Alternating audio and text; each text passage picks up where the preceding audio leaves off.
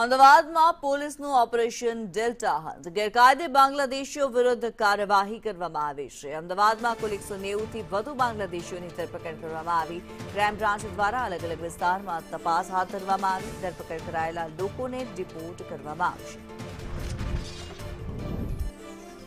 અમદાવાદમાં operation delta હન્ટની શરૂઆત જ્યારે કરવામાં આવી, આ ઓપરેશન હેઠળ શહેર પોલીસ દ્વારા જે કાર્યવાહી કરવામાં આવી છે તેમાં શહેર પોલીસે વધુ 16 બાંગ્લાદેશીઓને ઝડપી પાડ્યા છે, ત્યારે 190 પર આ આંકડો પહોંચ્યો છે। અમદાવાદ પોલીસે 190થી વધુ બાંગ્લાદેશીઓની ધરપકડ કરી છે। ક્રાઇમ બ્રાન્ચ દ્વારા અલગ અલગ વિસ્તારમાં તપાસ હાથ ધરવામાં આવી હતી। ક્રાઇમ બ્રાન્ચ દ્વારા જે કાર્યવાહી કરવામાં આવી છે, ઓપરેશન ડેલ્ટા હન્ટ જે કરવામાં આવ્યું તેને લઈને જે સમાચાર સામે આવી રહ્યા છે, ગેરકાયદે બાંગ્લાદેશીઓ વિરુદ્ધ કાર્યવાહી કરવામાં આવી છે। અમદાવાદમાં વધુ 16 બાંગ્લાદેશીઓ મળી આવ્યા છે। કુલ આંકડો જે છે તે 190થી વધુ થઈ રહ્યો છે।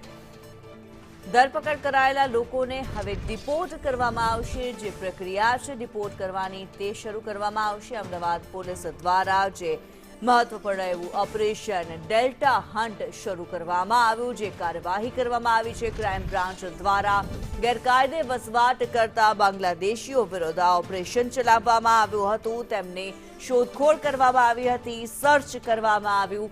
ઘણા બધા લગભગ 500ની સંખ્યામાં અમદાવાદમાંથી લોકોને પૂછપરછ માટે થઈને બોલાવવામાં આવ્યા હતા, અટકાયત કરવામાં આવી હતી, જેમાં કુલ 190થી વધુ બાંગ્લાદેશીઓની ધરપકડ કરી લેવામાં આવી છે। જે શોધખોળ કરાઈ તેમાંથી જે તારવવામાં આવ્યા છે ગેરકાયદેસર રીતે ગુજરાતમાં વસતા જે બાંગ્લાદેશીઓ છે, અમદાવાદમાં વસતા જે બાંગ્લાદેશીઓ છે, ગેરકાયદે આવેલા બાંગ્લાદેશીઓ વિરુદ્ધ કાર્યવાહી કરવામાં આવી છે। 190થી વધુ બાંગ્લાદેશીઓની ઓળખ કરવામાં આવી છે। તપાસ હાથ ધરવામાં આવી હતી, મોટા પાયે સર્ચ ઓપરેશન હાથ ધરવામાં આવ્યું હતું। ક્રાઇમ બ્રાન્ચ દ્વારા અલગ અલગ વિસ્તારોની અંદર આ ઓપરેશન હાથ ધરવામાં આવ્યું હતું। ઓપરેશન ડેલ્ટા હન્ટ જેને નામ આપવામાં આવ્યું, ગેરકાયદે રીતે અમદાવાદમાં વસતા એવા બાંગ્લાદેશીઓ જે હતા તેમને ઝડપી પાડવામાં આવ્યા છે, તેમની શોધખોળ કરવામાં આવી છે અને હવે તેમને ડિપોર્ટ કરવાની કામગીરી હાથ ધરવામાં આવશે। ક્રાઇમ બ્રાન્ચ દ્વારા એક મોટા પાયે જે ઓપરેશન હાથ ધરવામાં આવ્યું હતું, સમગ્ર ગુજરાતની અંદર આ ઓપરેશન હાથ ધરવામાં આવ્યું હતું। તેમાં જો મહત્વપૂર્ણ રીતે અમદાવાદની વાત કરવામાં આવે, લગભગ 500 જેટલા લોકોની અટકાયત અને પૂછપરછ કરવામાં આવી હતી। તેમાંથી કુલ 190થી વધુ જે લોકો છે તે ગેરકાયદેસર રીતે અમદાવાદમાં વસવાટ કરતા હોવાનું સામે આવ્યું હતું। ગેરકાયદે બાંગ્લાદેશીઓ વિરુદ્ધ તવાઈ જે બોલાવવામાં આવી છે તેમના પર કેન્દ્રીય એજન્સીઓની સૂચના હતી, સાથે જ ગુજરાત પોલીસ દ્વારા જે એક્શન લેવામાં આવ્યું છે, ઓપરેશન ડેલ્ટા હન્ટને જે રીતે પાર પાડવામાં આવ્યું છે, ઓપરેશન ડેલ્ટા હન્ટ નામથી શરૂ કરવામાં આવ્યું હતું અને એમાં રાજ્યની તમામ પોલીસ કમિશનરેટ અને તમામ જિલ્લા પાર્ટિસિપેટ કર્યા હતા। એમાં કાલ સાંજ સુધી 362 જેટલા બાંગ્લાદેશી પકડવામાં ગુજરાત પોલીસને સફળતા મળી હતી અને આ આંકડા વધીને અત્યાર સુધી 501 થઈ ગયા છે। અમદાવાદની વાત કરીએ તો પરમ દિવસેની મીટિંગ પછી સીપી સાહેબે એક ડિટેલ મીટિંગ અહીંયા અમદાવાદ સિટીમાં રાખી। એમાં તમામ ડીસીપી શ્રી અને એના ઉપર દરજાના અધિકારીએ એમાં ભાગ લીધું અને એમાં 30થી વધારે ટીમો, જેમાં ક્રાઇમ બ્રાન્ચની ટીમ, એસઓજીની ટીમ, સાયબરની ટીમ, ઈઓડબ્લ્યુ અને સ્થાનિક પોલીસ સ્ટેશનોની ટીમ બનાવવામાં આવી હતી। પરમ દિવસે રાત્રે 8 વાગ્યાથી ઓપરેશન ડેલ્ટા હન્ટ અમદાવાદ સિટીમાં શરૂ કરવામાં આવ્યો। એક લિસ્ટ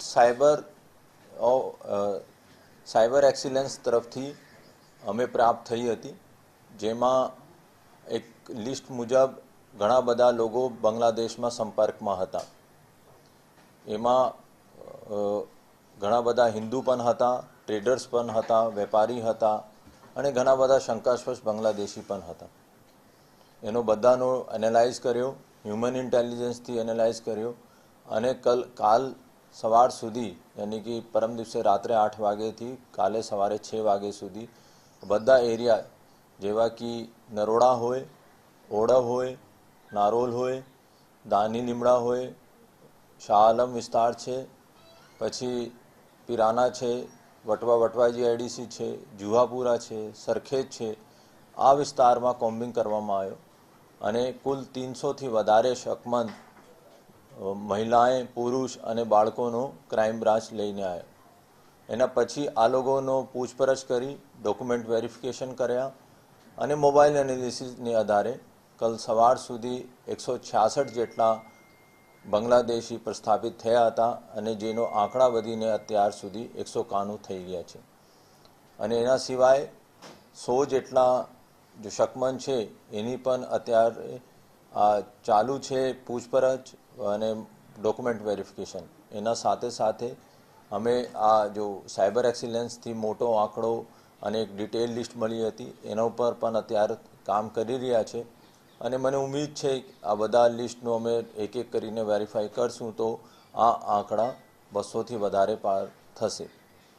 એમાં જો આંકડા 191માંથી 100થી વધારે મહિલાએ છે, 30 બાળકો છે અને બીજા પુરુષો છે. અને મહિલાએ વધારે સંખ્યામાં પ્રોસ્ટિટ્યુશનમાં, સ્પા સેન્ટર્સમાં કામ કરતી હતી અને જો પુરુષ છે આ કચરા કલેક્શન હોય, આટો રિક્ષા ચલાવવાવાળા હોય અથવા આ પેન્ચર લગાવવાવાળા હોય અથવા મજદૂરી છોટો મોટો મજદૂરી કરવાવાળા હતા. આ લોકો ગેરકાયદેસર બાંગ્લાદેશથી એજન્ટ મારફતે અહીંયા આવેલા હતા અને કોઈ 1 વર્ષ પહેલાં આવેલા છે, કોઈ 2 મહિના પહેલાં આવેલા છે, કોઈ 2-3 વર્ષ પહેલાં પણ આવેલા છે અને મોટા ભાગમાં અહીંયા આ લોકો બાંગ્લાદેશથી જ્યારે ભારતમાં એન્ટર થાય ત્યારે એજન્ટ મારફતે આ લોકો વેસ્ટ બંગાળનો એડ્રેસ હોય આ એડ્રેસ ઉપર આ લોકો આધાર કાર્ડ, ભારતીય આધાર કાર્ડ બનાવતા હતા અને આ આધાર કાર્ડનો ઉપયોગ કરીને આ લોકો ઇન્ડિયન કંપની પાસેથી સિમ કાર્ડ મેળવતા હતા તાકી કોઈને ખબર નહીં પડે કે આ લોકો બાંગ્લાદેશી છે અને અહીંયા આવીને આ લોકો રહેતા હતા. એમાં મોબાઈલ એનાલિસિસમાં મેં જાણવા મળ્યું કે આ લોકો બાંગ્લાદેશ સાથે સંપર્કમાં છે અને આ લોકો પૈસા, એક પ્રશ્ન હતો કાલે કે પૈસા કેવી રીતે આ લોકો બાંગ્લાદેશ મોકલતા હતા એની બાબતમાં પણ અમે તપાસ કરી રહ્યા છે. ગઈ વર્ષે જ્યારે ચંડોલા તલાવ ઓપરેશન ક્રાઇમ બ્રાન્ચ અને અમદાવાદ સિટી પોલીસે કર્યો ત્યારે પણ એ 2 મોટા નામ અમારે રડારમાં આવ્યો, એક લલ્લુ બિહારી અને બીજા પણ હતા જેનો પણ અમદાવાદ ક્રાઇમ બ્રાન્ચે ગુનો દાખલ કરીને અટક કરવામાં આવ્યો હતો અને આ જાણવા મળ્યું એના મારફતે આ લોકો ત્યાં બાંગ્લાદેશમાં આપણે વતનમાં પૈસા મોકલતા હતા. એના સાથે સાથે આંગડિયા પેઢી પાસેથી પણ આ લોકો પૈસા મોકલાવે છે. ડિજિટલ એપ્સ છે અને ગૂગલ પે છે, એવા ઘણા બધા પેમેન્ટ ગેટવે અમારા ધ્યાન પર આવેલા છે જેના મારફતે આ લોકો અહીંથી જો મજદૂરીથી પૈસા એનો મળે છે એનો આ કન્વર્ટ કરીને ત્યાં બાંગ્લાદેશ મોકલ